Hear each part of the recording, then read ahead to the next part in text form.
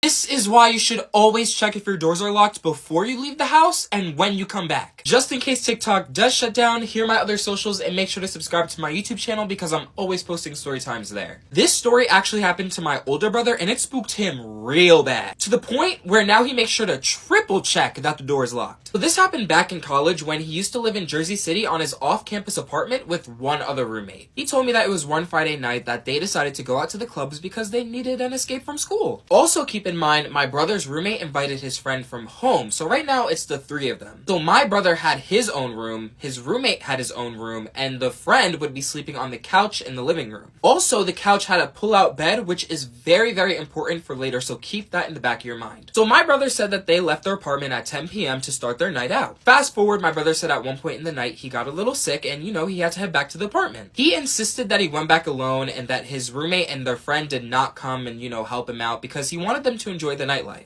Plus, my brother was grown, so he just didn't need to be babysat. He told me he finally made it back to his apartment, and he remembers locking the door behind him, but I guess that wasn't the case because here's where it got really weird. My brother said at 2 a.m. he started to feel his stomach acting up and decided to use the bathroom to, of course, let out whatever was ruining his stomach. He threw up, he did what he had to do, and he said as soon as he was done and opened up the bathroom door, he saw someone sleeping on the couch. They had a blanket over their heads, so he just assumed it was his roommate's friend. So my brother said at this point he was tired from, yakking a lot, that he went back to his room, closed the door, and went back into his bed. He told me that even though he was tired, he got this uneasy feeling, and it wasn't like a I'm gonna throw up feeling. It was like an energy shift, if that makes sense. He told me that it was hard for him to fall back asleep, so he got up, went to the edge of his bed, sat there, and was on his phone. While he was on his phone drinking some water, he realized that the friend was just sleeping on the couch but didn't pull out the bed. And I've been there before, and y'all, the couch, if you just sleep on the couch alone, it's uncomfortable. You're gonna wake up with the worst backache in the whole entire world. So my brother decided to text his roommate as a joke,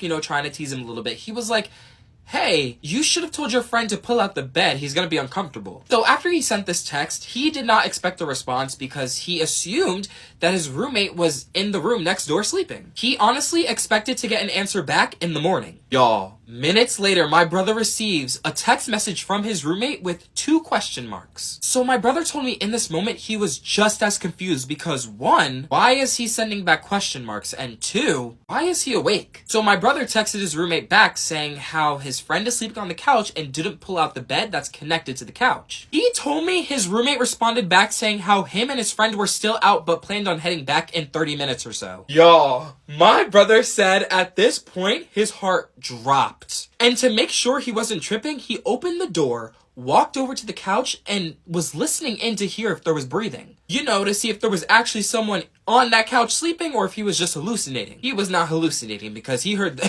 he heard them breathing. He told me once he heard the breathing, he immediately walked into his roommate's room to see if his roommate was in there playing a prank on him. His roommate was telling the full and complete truth. So if they weren't back, who's on the couch? My brother said that he was so scared that he never responded back to his roommate's text. And because of that, his roommate kept calling him thinking that, my brother probably got murdered or something, which could have happened, but luckily it didn't. He did tell me that he ended up responding to his roommate saying, hold on, and that was it. My brother said this is where it got crazy. He had 2 choices.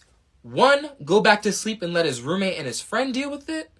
Or 2, he finds out who's sleeping on that couch and gets them out. He chose number 2, and you'd think the logical thing to do at this point is call the police, right? He did not do that. My brother said he walked out of his roommate's room on a mission. He said he was filled with so much adrenaline at this point that he walked over to the kitchen, got a pot, and instantly started yelling at the person to get up. So the person on the couch ended up shooting up from his sleep, and my brother whacked him with the pot. While he was down, my brother snatched the blanket off, only to find out it was some random older man that did not live in the apartment complex at all. So my brother observed the person and ended up finding out that he was armed with a gun and a pocket knife. So he grabbed both of the items from him and pushed it away, and he observed him more and kind of came to the conclusion that he was homeless. He also told me that the man was under the influence in this moment. My brother said once the man gained consciousness from getting hit with the pot, he instantly started yelling at the man to tell him how he got in this apartment, why he chose this apartment, and just trying to get a lot of information out of him. The man told my brother that he waited outside the apartment complex until someone came and opened up the door, then pretended to be a resident so they would let him in, and while he was in, he was walking walking around tugging on doors to see which one would open, and sadly, one of the doors was my brother's door. My brother said that while the man was explaining more of what he was doing and why he was doing it, he reached into his pocket, expecting to pull the gun out to shoot my brother. But mind you, my brother already took everything from this man. When the man realized that, my brother said he took off running to the door. My brother, he tackled him, jumped on top of him, and they were tussling. So while they were tussling, he finally heard the doorknob twist, and it was his roommate. His roommate and their friend ended up pulling the guy off my brother and immediately called the cops while holding the man down. My brother said while he was held down, the man went completely psychotic, saying how he's gonna come back and unalive my brother. You know, it wasn't the word unalive, but you know, can't say because of TikTok. But he just said it was overall traumatizing in this moment. When the cops arrived, they took the man away, took his gun, his knife, and they don't know what happened to the guy after that. But after that night, the apartment building ended up hiring 24-hour security, and once the news got sent around what happened, everyone was on alert. But now, y'all, my brother, he makes sure to triple check that the door is locked before he leaves and when he comes back.